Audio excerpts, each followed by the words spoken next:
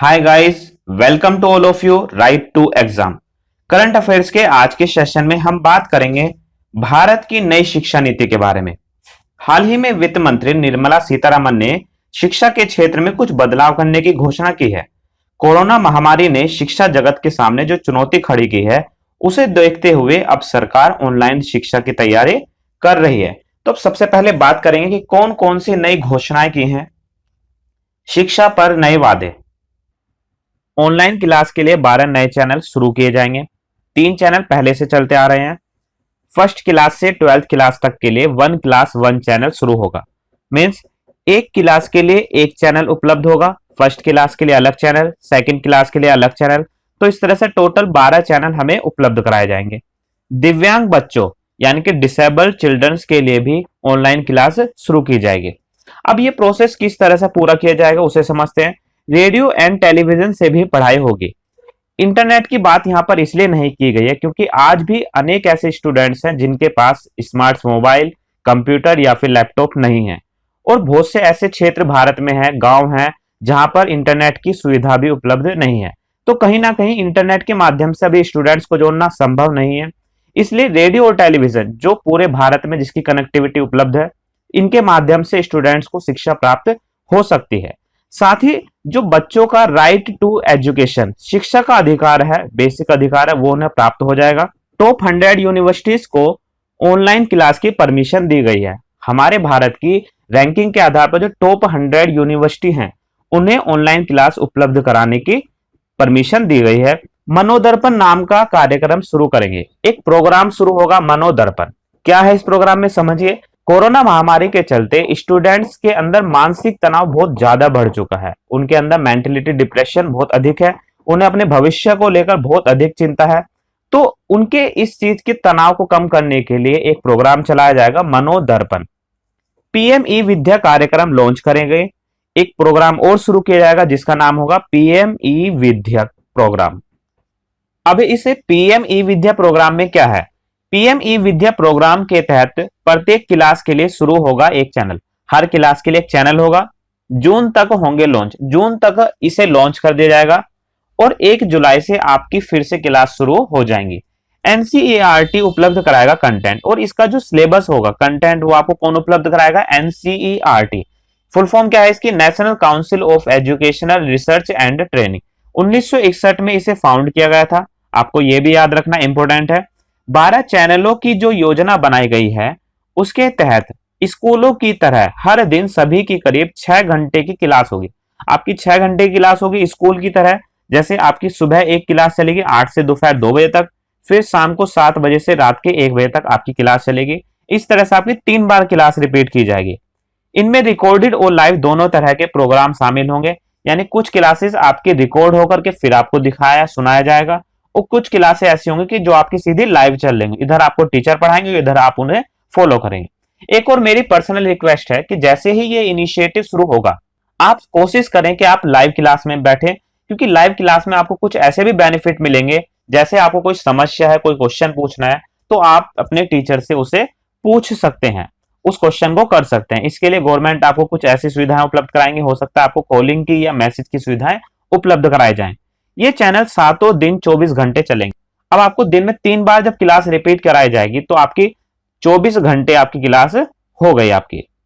दीक्षा portal पर 200 और किताबें मौजूद होंगी। जो दीक्षा पोर्टल है पहले से ही चलता रहा है।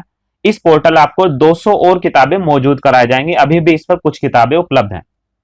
अब एक बार दीक्षा पोर्टल के बारे में जानकारी ले लेते हैं। Diksha portal ministry of human resource and development ने 5 सितंबर 2017 को शिक्षकों के लिए दीक्षा पोर्टल की शुरुआत की।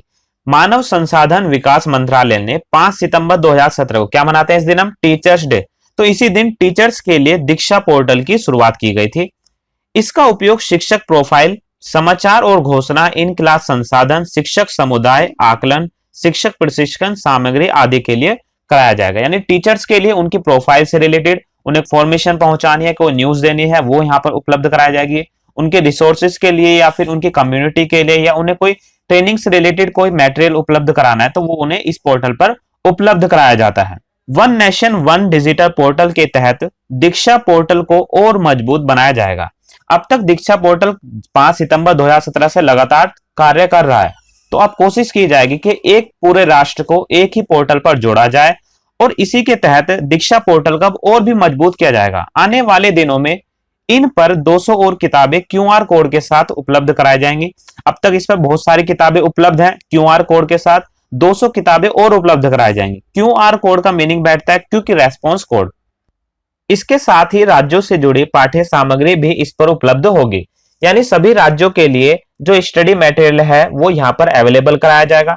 अब सबसे बड़ी समस्या क्या है कि एक भारत जिसके अंदर अनेक राज्य हैं और जिसके अंदर अनेक डिफरेंट लैंग्वेज हैं, उस देश को एक ही पोर्टल से कैसे कनेक्ट किया जा सकता है। इसके लिए क्या सॉल्यूशन दिया इन्होंने, यह हिंदी अंग्रेजी सहित 15 अलग अलग भारतीय भाषाओं में है। भारतीय संविधान के अंदर 22 भाषाओं का उल्लेख है, उन 22 में से ये पोर्टल 15 भाषाओं में अवेलेबल होगा। आने वाले समय में जो अन्य लैंग्वेज बची हैं उनके लिए भी ये पोर्टल अवेलेबल हो जाएगा। अब यहीं से आपके लिए क्वेश्चन है कि भारतीय संविधान की किस अनुसूची के अंदर भारत की 22 भाषाओं का उल्लेख है। इसका आंसर आप मुझे कमेंट सेक्शन में जरूर भेजिएगा। लॉकडाउन के दौरान यह पोर्टल काफी उपयोगी रहा है। एक रिपोर्ट के अनुसार 23 मार्च से 14 मई तक इसे 61 करोड़ बार देखा गया है। तो अब ये पोर्टल इससे भी अधिक बार देखा जाएगा जब पूरे देश के स्टूडेंट्स को इस पोर्टल से कनेक्ट किया जाएगा। अब स्टूडेंट्स के अंदर शिक्षा के साथ साथ देश प्रेम को भी बनाए रखना जरूरी है। उसके लिए किस तरह से कार्य किया जाएगा, इन 12 चैनलों पर क्लास की शुरुआत हर दिन देशभक्ति के गीतों से होगी, यानी जब भी आपकी कोई क्लास शुरू होगी उससे पहले आपको देशभक्ति गीत सुनाया जाएगा ताकि स्टूडेंट्स के अंदर देश भाव बना रहे। क्लास का समापन राष्ट्रगीत या राष्ट्रगान के साथ होगा। जब क्लास एंड होगी उस समय आपको राष्ट्रगीत या राष्ट्रगान सुनाया जाएगा। यह स्कूलों में रोज होने वाली प्रार्थना की तरह होगा, जैसे आपके स्कूल में डेली प्रेयर होती है वही प्रोसेस यहाँ पर फॉलो किया जाएगा। अब यहाँ पर थोड़ी सी राष्ट्रगीत और राष्ट्रगान के बारे में बेसिक जानकारी समझ लेते हैं। सबसे पहले बात करेंगे राष्ट्रगान। राष्ट्रगान मीन्स नेशनल एंथम, जो कि हमारा जन गण मन अधिनायक जय है, ये है। अब नेशनल एंथम आपका किस लैंग्वेज में है, ये आपका बंगाली लैंग्वेज में है। इसके कवि कौन थे, रविन्द्रनाथ टैगोर। केवल 22 सेकंड का है। सबसे पहली बार 1911 में कलकत्ता के कांग्रेस अधिवेशन में ये गाया गया था। तो राष्ट्रगान के बारे में आपको ये जानकारी याद रखने हैं। अब बात करते हैं राष्ट्रगीत के बारे में। राष्ट्रगीत हमारा वंदे मातरम है। किस भाषा में लिखा हुआ है, ये हमारा संस्कृत भाषा में है। इसके कवि कौन थे, बंकिम चंद्र चटर्जी। और पहली बार किसने गाया, पहली बार ये रविंद्रनाथ टैगोर जी ने 1896 में गाया था। ध्यान रखना है कवि चटर्जी थे और पहली बार इसे गाया किसने था, 1896 में रविन्द्रनाथ टैगोर जी ने। अब साथ ही आपको एक बात और याद रखनी है, नेशनल एंथम जब भी क्लास के एंड में गाया जाएगा, आप नेशनल एंथम राष्ट्रगान को सुनेंगे, आप उसके रेस्पेक्ट के लिए, सम्मान के लिए खड़े हो जाएंगे। इन चैनलों पर योग, स्वच्छता, संगीत, नृत्य और तनाव खत्म करने जैसे कार्यक्रम भी प्रसारित किए जाएंगे। यानी स्टूडेंट्स के अंदर साथ ही योग की भावना, स्वच्छता के प्रति सजग रहना, डांसिंग, म्यूजिक और स्ट्रेस को खत्म करने के लिए भी प्रोग्राम चलाए जाएंगे। जिस तरह से स्कूल के अंदर 26 जनवरी, 15 अगस्त, चिल्ड्रन डे, टीचर्स डे पर प्रोग्राम होते हैं, सांस्कृतिक कार्यक्रम होते हैं, कल्चर प्रोग्राम, यही सब कार्यक्रम इस पर भी फॉलो किए जाएंगे। तो आज के लेक्चर में सिर्फ इतना ही। मिलते हैं नेक्स्ट लेक्चर में। अगर आपको मेरी पिछली वीडियोस देखनी है तो उनका लिंक मैं इस डिस्क्रिप्शन में दे दूंगा। साथ ही इसकी पीडीएफ आपको इसके डिस्क्रिप्शन से मिल जाएगी। अगर आपको वीडियो अच्छी लगी तो उसे लाइक करें, चैनल को सब्सक्राइब करें।